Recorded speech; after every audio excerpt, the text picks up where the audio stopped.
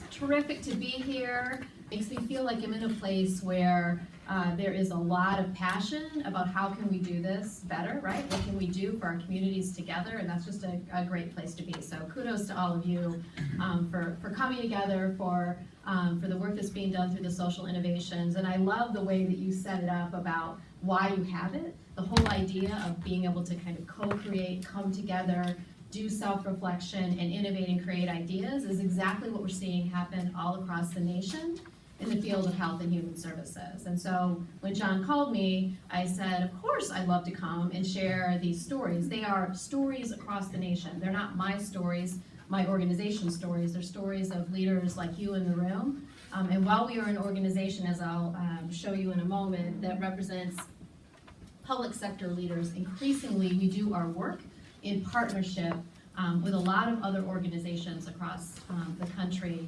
that are representative of community-based organization, nonprofit leaders in the health and human services space, coming together with public sector to say, what can we do in our community? What do we want for our communities, and how are we going to advance the work that is so important for the families that live in our communities and really create a place that get the outcomes that we want. So those are the stories I'm going to share, and I'm going to share a little bit about the organization just to ground you in the way that we go about thinking about our work every day as we partner with leaders across the country in trying to create modern systems that are effective and get the kind of outcomes we want for our communities. We now run 3 collaborative centers, and I'm not going to go into the details of those, but I wanted to just point to one thing. These centers are all about really the 3 things that we think are so important in all the work we do. And whether you are in the space of supporting folks living in healthy, in aging well in their community, whether you are about early childhood and supporting young kids into learning, whether you are about supporting people with different abilities into employment or into inclusive settings, whatever place that you come from, really we want 3 things, right? We want overall health and well-being of our population, the folks that we serve, and our National Collaborative for the Integration of Health and Human Services is really trying to recognize how important health and the human services or human serving work that we do are connected together. I'll talk about that in just a second. About that our children and our families are healthy and well. So we have a Center for Child and Family Well-Being, and we nestle a lot of areas that you all may work in, child welfare and child care and early childhood learning, in that center. But the whole idea is, what are we trying to do in the end? You know, why do we all come to work every day? What do we believe in, and how are we going to get there? And then we have a Center for Employment and Economic Well-Being, right? We know how important work, job, employment is to the success of a family, and the economic supports really that are needed for someone to thrive and be a part of the community. So all of these centers bring together leaders well beyond the public sector to be thought leaders in what is it going to take to achieve this at neighborhood levels, at community levels, through state, local, and national policy and practice to make it happen. So we ground ourselves really in the why it is we do what we do, really about creating, as we say, making our way upstream, right? So what we mean by this is we know so much today about what works for families, how, if we intervene and have really strong preventative programs and connections for families, how healthy that can be for that individual family and for the community. But historically, we have a lot of practices and policies and fiscal arrangements, right? When you think about where federal dollars flow to state, flow to local, flow out to community-based organizations, that often put us in what we might call the deep end of the system, right? Responding to situations when they are more severe and may create additional dependencies. And what we're really trying to say is actually, if we do human services right, if we connect it to education and justice and health, we're really being about pulling that upstream and creating a different narrative about how folks see the human service or human serving, as I think a lot of people are increasingly trying to talk about the broad context of human services, what that can mean for a community. And so we, actually John and I just came back from a weekend at up in Cambridge, Massachusetts at the Harvard University, talking about what does it really mean? People use this phrase, ecosystem. What is that? What can it look like really in an ecosystem that actually cuts across boundaries in different ways, that brings education and justice and housing and human services and health together, and public and private sector, both for-profit and nonprofit organizations, to drive these kind of outcomes. And I think the innovation stories that you all are going to share with each other today are grounded in that same concept. And I think that what we are seeing is folks really taking those individual initiatives and saying, how do we bring those together to this larger set of what we can do for our communities. This really, I love the conversation from them, or the comment from the commissioner about, can you just plain talk this for us, right? And so we tend to say in the field, it's really about social determinants of health, and we've added the words "and well-being," because we think it really is about wellness, not just your your physical health or your mental health. It's the whole sense of, are you living well in your community? But when you really boil that down, what are social determinants of health? They are about where we all live, learn, work, play, age, hope, dream. I heard someone say the other day, shop, which I loved, because that really speaks to what you bring to the community, right? And so when you back into that, and what we're seeing a lot of organizations around the country doing, including one of our colleagues that John and I know fairly well in a county in Minnesota, and he has an umbrella organization, public sector, and he's embedded in every communication he has with his team or with his county board of supervisors or with his community partners that are helping deliver the services in the community. The very first thing they talk about, whether they're talking about a contract, asking for additional dollars, or showcasing the return on investment in their community, they talk about which levers of the social determinants they're pulling, right? So this early childhood or nutrition programs, right? Assuring that kids have healthy meals and they're ready to learn in school, and why that's important. So we start the very first conversation they have is exactly understanding what they're doing to be coordinating together. I think it's important to showcase that the world in which we live in today, understanding that in the moment that we're doing this work is really important. And you can't, I think, even begin to articulate, right, the velocity, volume, variety of change that comes at us, and comes at us quickly, and positioning organizations and communities to be able to know when things are really ripe for change, and to take the convergence that can be very positive and lift that up.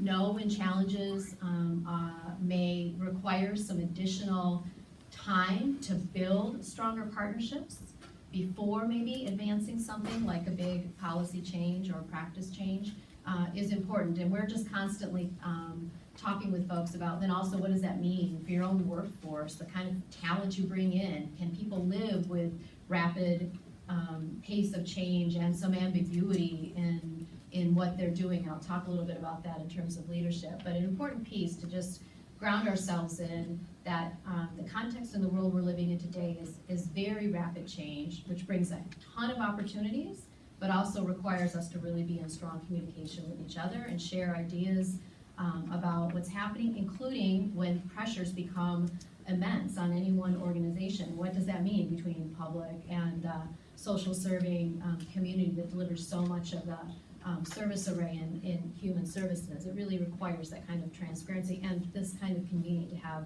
conversations with one another.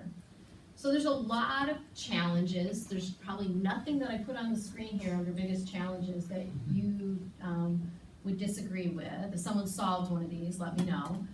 We'll definitely showcase you across the nation.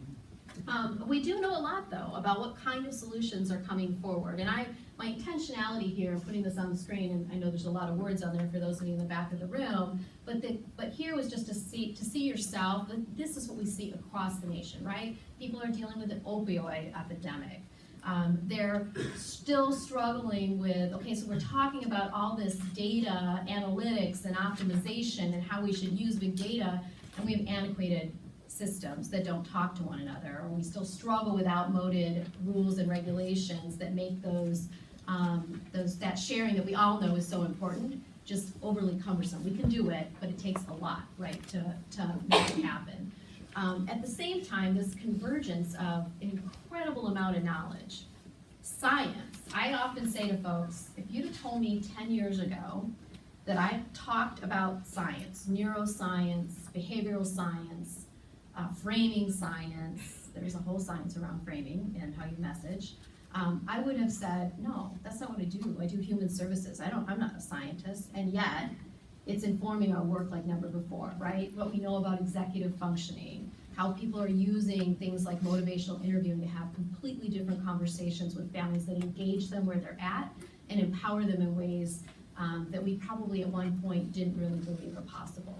So when you take things like that and you converge them with emerging technologies, and technologies now that are more mobile and agile in their use and don't require huge systems investments. They do require some investments, I don't want to minimize that, but they're becoming much more attainable in ways that are real, not only for organizations, but for individual users. And what you just displayed, right? Take out your mobile phone and respond, right? And so we got a really good sense of what people are thinking about in the room and set a great stage. We wouldn't have done that 5 years ago. So what does this all mean? So I think the one thing I want you to take away from today, and John had asked me to talk about something that we've been seeing picked up across the country from leaders like yourself as a tool for saying, well, how are we going to get there? It's really easy to say in a few words what our North Star is, what our desired state is for a vibrant, thriving community in which all our families and individuals, children are living healthy and doing well. You can say that, right, in just a few sentences in your own words. But how do we know that we're getting there? Like, where do we even know where we're at? Individually, as an organization, as a system, as a community, as a region, or in a region within a state, right? There are all sorts of ways to think about this. And so a few years ago, actually 8 years ago now, which is incredible to me, we had the good fortune at the American Public Human Services Association to be invited to an event that I was just at this past weekend at Harvard University at their Leadership for a Network World to really talk about transformation of the health and human services system and what was it going to take. And this really amazing leader named Antonio Oftali created what you see on the screen here as the human services value curve. And I know for many of you in the room, if John has had an opportunity to bend your ear, he's talked to you about value curve, which I will use as a shorthand. And so I could talk about this all day. We have lots of content we want to hear from all of you, so I'm not going to do that. So I'm going to do the kind of quick brush, what is this human services value curve? And then I'm going to leave you with a couple of links to tools, including an e-case that we did with the University of Minnesota that will tell you more about what the value curve really is and how it's being used across the country. But if you think about it, so there's lots of models out there or frames. We think about the value curve as a lens. And so on the screen here, you really have two axes. It's really about how are we achieving efficiency and effectiveness and outcomes. The commissioner used those words. John talked about it in terms of what it is we're really trying to do in Bucks County. We want to have outcomes, right, that are as efficient as we can deliver, but are really getting the outcomes that we desire.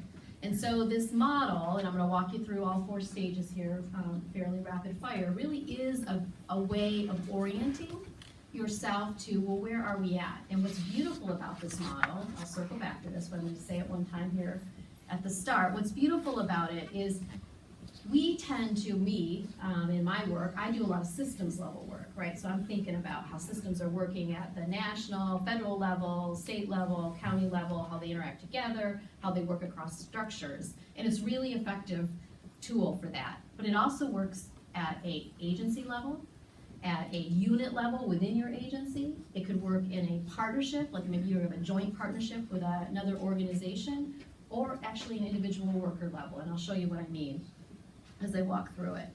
So we think about each of these stages as really important core components. So if you're in a regulative place, here's what I want you to think about.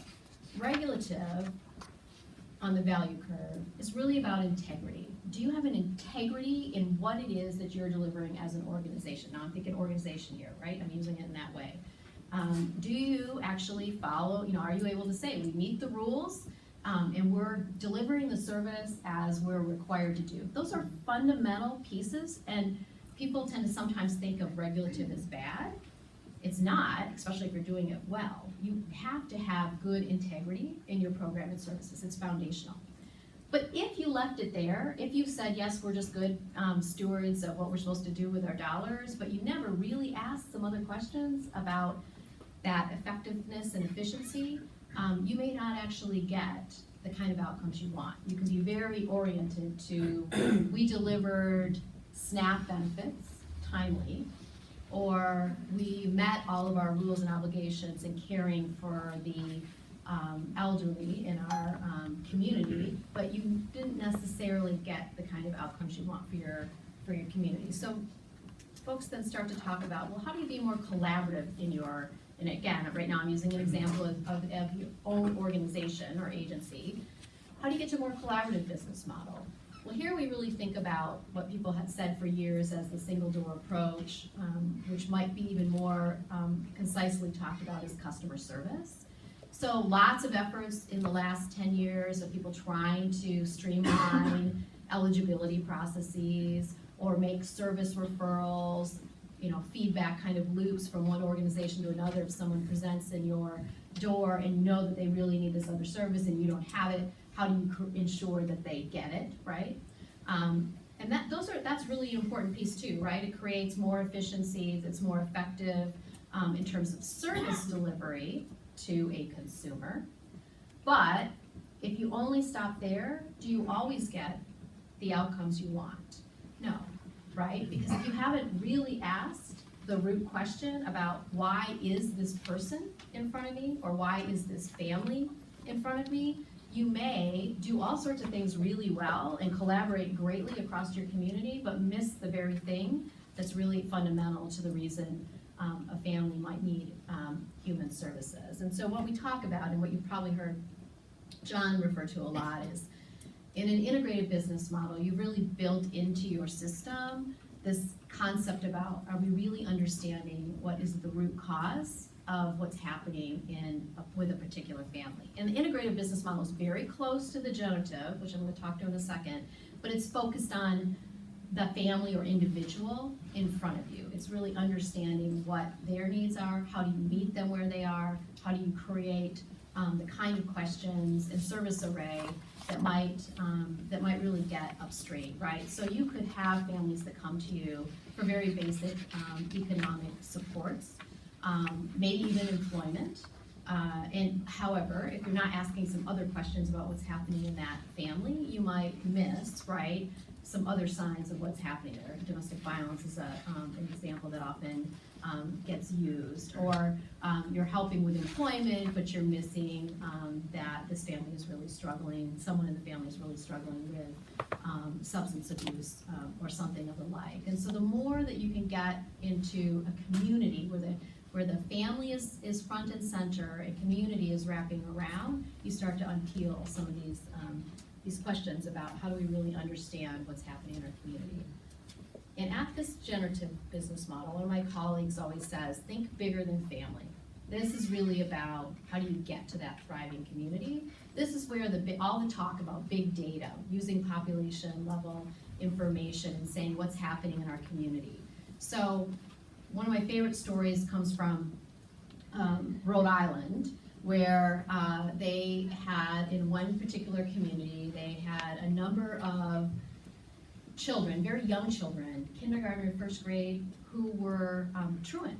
The truancy rate was incredibly high for this one community. And there's lots of things that people can say, and there were some immediate conversations in a community meeting about what's going on with these parents, right? Kind of an immediate definition of it must be bad parenting. But there were folks in the room that said, we really need to understand what's happening here. And so they went and got to a whole bunch of organizations, including health.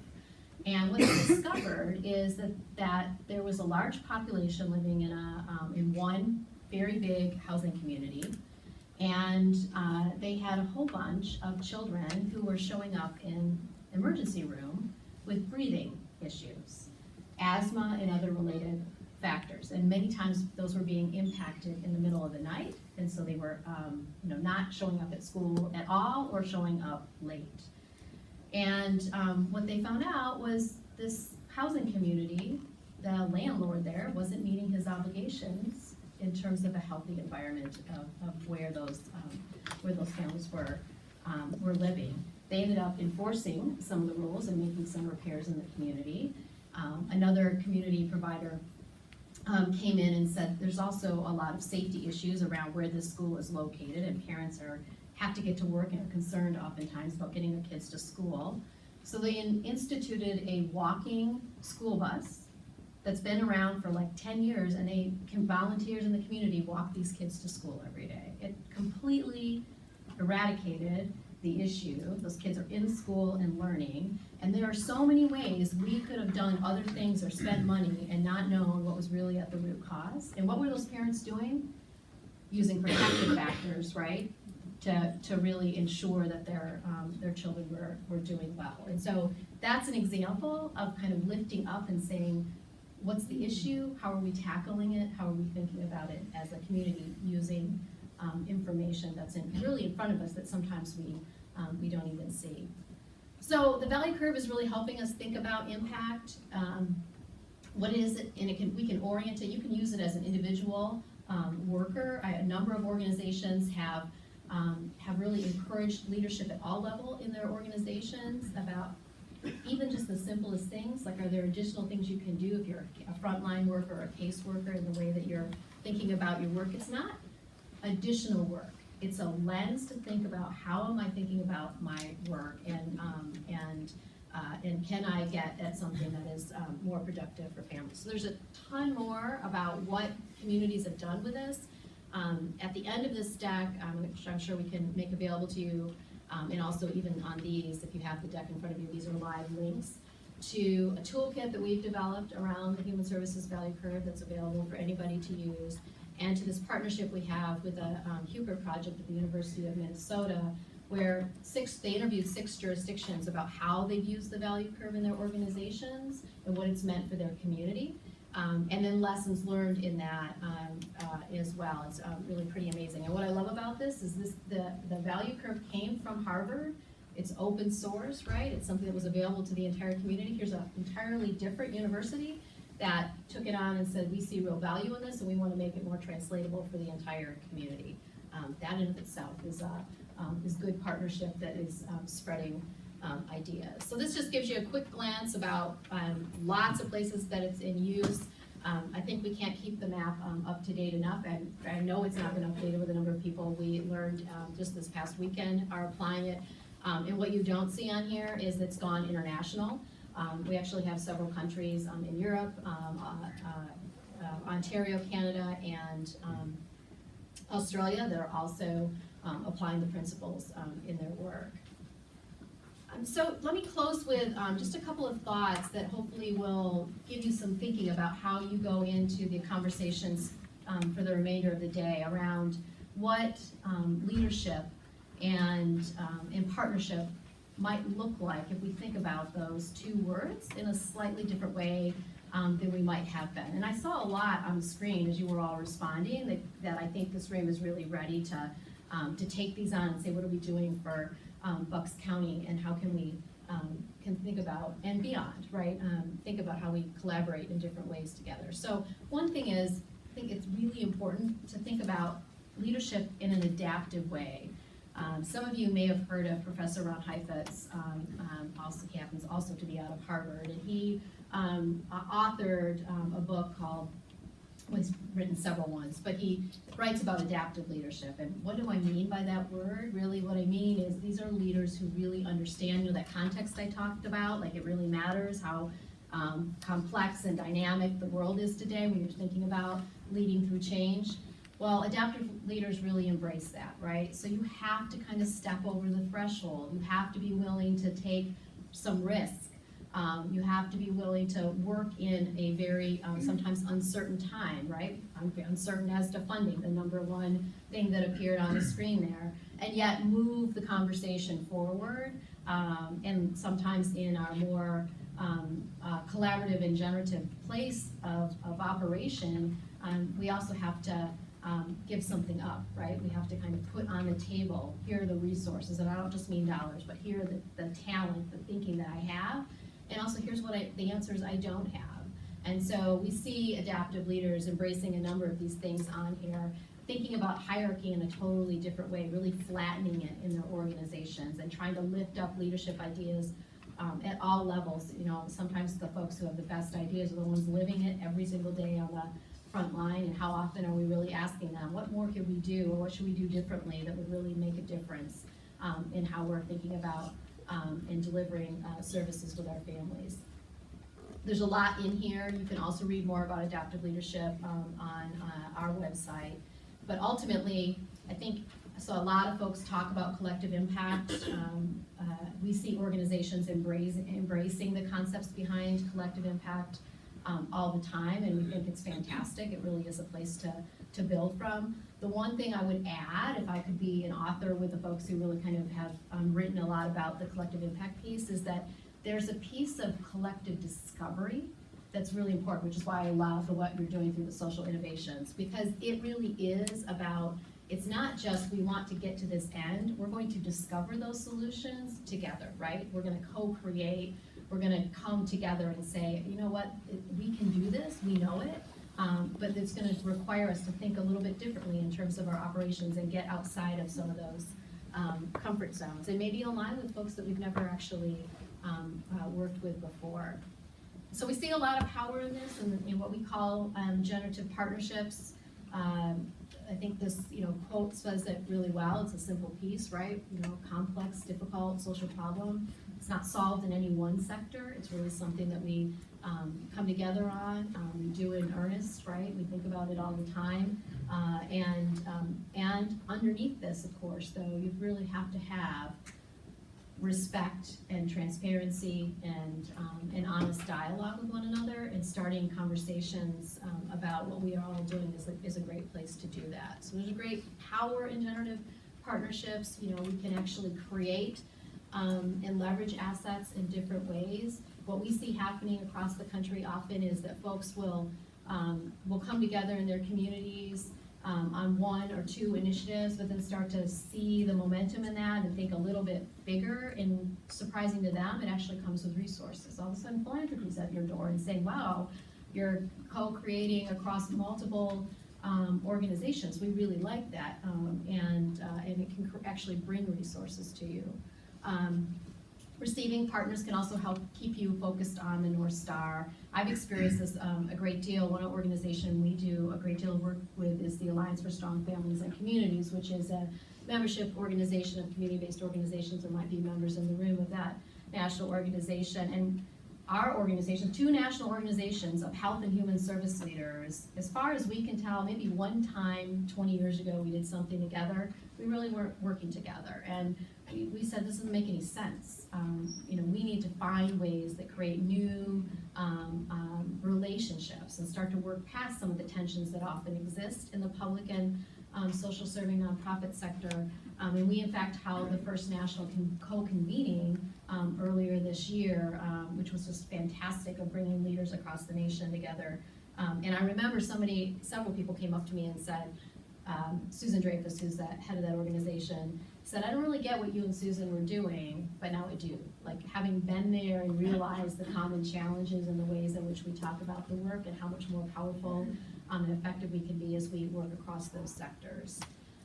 Innovative partnerships are things you can do within your own organization, right? They're not just public and private or state and local or state and federal leaders coming together. They're really thinking about what is it that how we're thinking about our work in a way that is bringing all the different perspectives we have, line level staff, managers at the mid-level, senior executives, C-suite staff, coming together and really co-creating change together. And you do get a number of these things, right? Increased capacity, you get more efficient and effective identification of solutions, and when you do something like this, which is your whole community, you can really generate some amazing ideas. So no pressure on all of you. So I want to wrap up here because I know we're running a little behind schedule, but again, just for some keys here about what it takes to do that. Probably the most important is they don't happen, unlike a lot of initiatives where you can come together and collaborate on something and then you do it in a one-time thing and you walk away. When you're really getting to what we're thinking about as a generative partnership, working on that top level of the value curve and really thinking about your community, they're enduring, and you have to be very intentional about them. And even if you don't see each other, all the partners who are in that space with you, even if you don't see each other all the time, you have to really think about it all the time. It's something you have to have as a kind of a lived experience. Like you don't initiate a new initiative in your own organization without thinking, well, what is this? How would this be different if I was bringing other players to the table? And maybe we should be designing it together, not designing it and then rolling it out and saying, hey, you want to come along, right? Simple things like that. I know a number of states have started to do things like issue, no, don't laugh, but issue RFPs that don't have dollars with them. So you're like, well, what does that mean? But they're actually, here's a problem that's plaguing our state. Can people come together and help us think through what it is we should be doing or thinking about, and creating a place where people bring solutions together? Now that may ultimately result in a new service array or a new way of dollars, where there would be an RFP, right, that would have dollars with it. But just the idea, think about that for a state that does that, or a county that does that, that's a vulnerability to say, we do not have the answer to this problem. We don't even know how to design the service array for it. So community, help us figure it out, and then we'll design it. And I think that's a pretty innovative way of starting to think about our work. So ultimately, I think what we're seeing across the nation is this real desire to get to value-based work where we're starting with the why. Why do we do this, right? So we have vibrant, thriving communities in which our children and families are living well. That isn't so defined by, I work in the education sector, I work in the justice sector, I work for housing, where I have this vision, like 10 years from now, like we could be talking about it and saying, oh my God, do we really do it that way? Like, is that how we actually organized ourselves, instead of really thinking through with the community and the family at the center? And something that's locally adaptive and context rich, that understands community. So there's great things, and maybe in the panel later today I can share some specific examples, but of what's happening across the nation. But there's things that you have to do for your own community. You know better than anyone else what are the challenges and what are the opportunities here, and really making sure that that all conversations really ultimately go back to the local community and are driven in that way. And then I have, actually, I would love for someone to think of something beyond human services or human serving, but I love the idea of understanding that we're all interconnected, no matter which part of the life cycle our work is about. And some of us work across the life cycle, right? But ultimately, it's really values-based in terms of what we're doing for our community. And when you start from that place, I know it can sound simple, but I've watched communities completely transform. Live Well San Diego, which is an initiative, if you're not aware of, it's worth Googling what they've done in San Diego County, is an incredible, complete reorientation of an entire county into the idea that they want to live well. And yes, it started in a human services organization, but it has got hundreds of businesses and nonprofit organizations, community-based education on board. And just this week, they got the San Diego Padres to be part of Live Well San Diego. So if that doesn't speak to what that means for the community, right? I mean, I don't mean just as in name only, like really, we want to be here for our community. That's a pretty cool thing. So don't underestimate that, the commissioner said, like, also talk to us in what we understand, right? Simple terms. Something like that can really be a buy-in where everybody sees themselves in it. So, thank you very much. I look forward to the continued conversation, and I'll turn it back over to you.